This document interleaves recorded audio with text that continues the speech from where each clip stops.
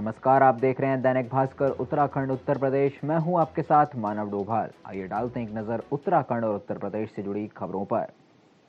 नोटबंदी दिवस को काला दिवस के रूप में मना रही है कांग्रेस प्रदेश प्रवक्ता गरिमा दसौनी ने कहा, नोटबंदी ने बढ़ा दी बेरोजगारी। 8 नवंबर 2016 को हुई नोटबंदी को आज 5 साल बीत गए हैं, जिसे मुख्य विपक्षी दल कांग्रेस काला दिवस के रूप में हर वर्ष मना रही है। इस बात को लेकर कांग्रेस गढ़वाल प्रभारी व प्रदेश प्रवक्ता गरिमा दसौनी ने कहा कि बिना होमवर्क के नोटबंदी का फैसला लिया गया था, जिसका नतीजा है कि आज बेरोजगारी बढ़ गई है। साथ ही उन्होंने कहा कि जिन बातों को आधार बताकर नोटबंदी की गई, उनमें से एक भी कारण सफल नहीं हो पाया। आइए पूरी खबर जानते हैं देहरादून से हमारे संवाददाता विक्रम श्रीवास्तव की इस रिपोर्ट में। नोटबंदी की आज बरसी है, किस रूप में देखते हैं कि नोटबंदी करना कितना देश के। देखिए, जिस बात को प्रधानमंत्री मोदी ने आज से 5 साल पहले अपना मास्टर स्ट्रोक कहकर बताया था, वो मास्टर स्ट्रोक की जगह पर महातबाही लेकर आया। इन्होंने जो कारण दिए नोटबंदी करने के, उसमें से एक भी कारण में ये सफल नहीं हुए। इन्होंने कहा आतंकवाद का खात्मा हो जाएगा, काला धन सारा वापस आ जाएगा, हम डिजिटल इंडिया का निर्माण करेंगे, हम फेक करेंसी को हटा देंगे। ये सारी बातें कहकर इन्होंने देश को भ्रमित किया, झूठ बोला। लेकिन आज सच्चाई ये है कि नोटबंदी से जो कई लोगों की, सैकड़ों लोगों की मौतें हो गई, कई लोगों के घर में बेटियां विदा नहीं हो पाई, कई बीमार लोगों को उपचार नहीं मिल पाया। आपने जिस तरह से कैप लगा दिया लोगों के पैसे निकालने के ऊपर, तो हमने देखा कैसे आपने पूरे देश को कतारबद्ध कर दिया एक रात के अपने फैसले से। तो कहीं ना कहीं एक तानाशाही फैसला था, अदूरदर्शी फैसला था, जिसका होमवर्क कतई नहीं किया गया। और प्रधानमंत्री मोदी ने ऐसा सोचा कि हिंदुस्तान उनकी जागीर है, वो कोई भी फैसला लेंगे वो लोग नतमस्तक होकर स्वीकार करेंगे। लेकिन आज 5 साल बाद भी लोग अपने छाले और घाव से उबर नहीं पाए। सितारगंज में बढ़ती महंगाई को लेकर कांग्रेस कार्यकर्ताओं ने पेट्रोल पंप में किया सांकेतिक धरना प्रदर्शन। कहा, भाजपा गरीब आदमी की नहीं बल्कि उद्योगपतियों की सरकार है। सितारगंज में कांग्रेसी कार्यकर्ताओं ने पेट्रोल और डीजल पर केंद्र सरकार द्वारा लगातार की जा रही मूल्य वृद्धि के विरोध में महाराणा प्रताप चौक स्थित पेट्रोल पंप पर 1 दिवसीय सांकेतिक धरना प्रदर्शन किया।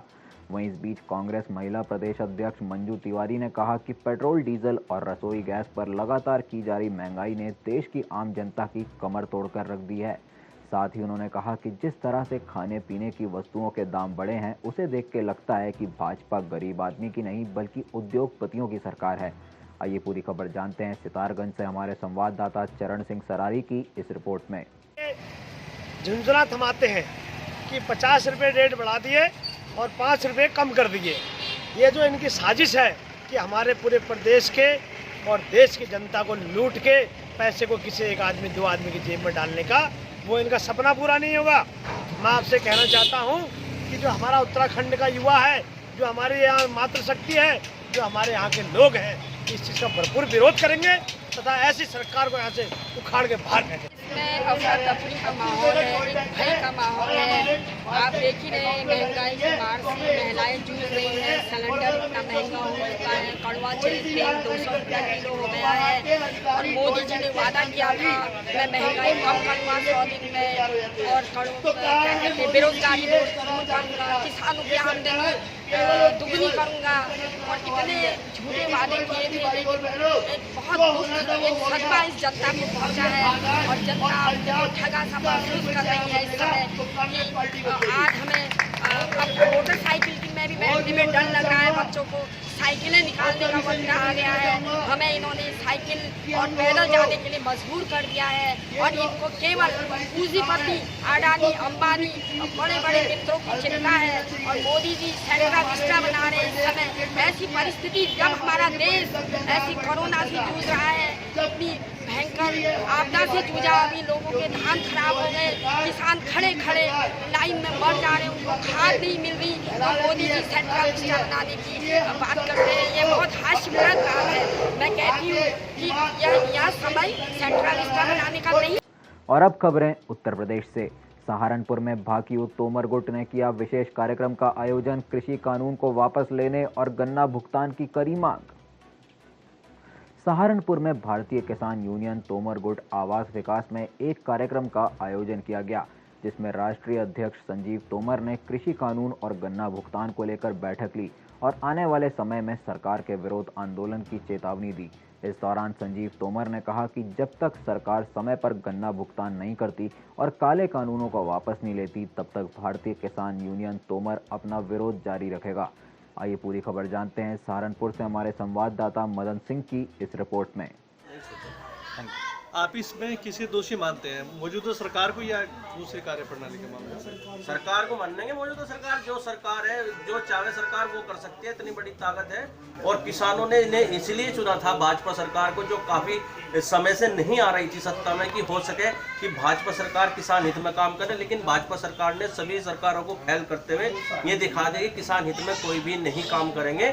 और जब तक सरकार, कोई भी सरकार हो, हमें भाजपा से कोई एलर्जी नहीं है, सरकार की नीतियों से एलर्जी। जो भी सरकार गलत काम करेगी, भारतीय किसान यूनियन तोमर मोर्चा खोल के उसका विरोध प्रदर्शन करता रहेगा। कौन कौन से कानून का विरोध कर रहे हैं? काले कानून का भी विरोध करेंगे, और जो हमारे गन्ना बकाया भुगतान चल रहा है उसके भी, जो बढ़ती महंगाई चल रही है उसके में भी। और मैंने सुना है अगर माननीय मुख्यमंत्री जनपद सहारनपुर में आ रहे हैं तो भारतीय किसान यूनियन तोमर उनका भी विरोध प्रदर्शन करेगा और उन्हें भी जगाने का काम करेगा कि किसानों की ये समस्या, इस पे ध्यान करें, अन्यथा अब की बार भाजपा सरकार सत्ता में नहीं आएगी। जी अध्यक्ष जी, आज क्या कार्यक्रम हुआ है? आज भारतीय किसान यूनियन तोमर ने सहारनपुर में एक सभा की गई है।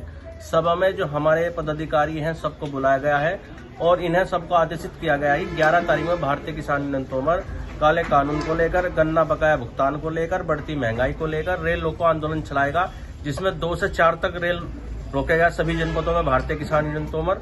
तो और सभा के बाद जो हमारे ईशान त्यागी जी हैं, उन्हें सहारनपुर मंडल अध्यक्ष की जिम्मेदारी भी सौंपी गई है और उन्हें बताया गया कि जोर शोर से अपनी तैयारी करें, अपनी टीम गठित करें और 11 तारीख के धरने को सफल बनाएं। मेन मुद्दा क्या रहेगा? मेन मुद्दा काले कानून वापस करो और गन्ने बकाया भुगतान का मेन मुद्दा। अगर आगे नहीं होता है तो आगे क्या रहेगा? फिर आंदोलन होंगे, फिर रोड जाम होंगे, फिर रेल रोकी जाएंगी। संगठन लगातार आंदोलन करता रहेगा जब तक किसानों का हित में सरकार काम नहीं करेगी और नहीं सोचेगी। Thank you. आप इसमें किसे दोषी मानते हैं, मौजूदा सरकार को या दूसरी कार्य प्रणाली के मामले में? सरकार को मानेंगे। मौजूदा सरकार जो सरकार है, जो चाहे सरकार वो कर सकती है, इतनी बड़ी ताकत है। और किसानों ने इन्हें इसलिए चुना था भाजपा सरकार को, जो काफी समय से नहीं आ रही थी सत्ता में, कि हो सके कि भाजपा सरकार किसान हित में काम करे। लेकिन भाजपा सरकार ने सभी सरकारों को फेल करते हुए ये दिखा दिया कि किसान हित में कोई भी नहीं काम करेंगे। और जब तक सरकार, कोई भी सरकार हो, हमें भाजपा से कोई एलर्जी नहीं है, सरकार की नीतियों से एलर्जी। जो भी सरकार गलत काम करेगी, भारतीय किसान यूनियन तोमर मोर्चा खोल के उसका विरोध प्रदर्शन करता रहेगा। रामपुर में करोड़ों की परियोजनाओं का शिलान्यास और लोकार्पण करेंगे सीएम योगी आदित्यनाथ। विभिन्न योजनाओं के लाभार्थियों को वितरित करेंगे प्रमाण पत्र। मुख्यमंत्री योगी आदित्यनाथ आज रामपुर आ रहे हैं, जहां वे करोड़ों रुपयों की परियोजनाओं का लोकार्पण और शिलान्यास करेंगे। वहीं इसके साथ ही वे विभिन्न योजनाओं के लाभार्थियों को प्रमाण पत्र भी वितरित करेंगे, जिसे लेकर जिला प्रशासन की ओर से तैयारियां तेज कर दी गई हैं।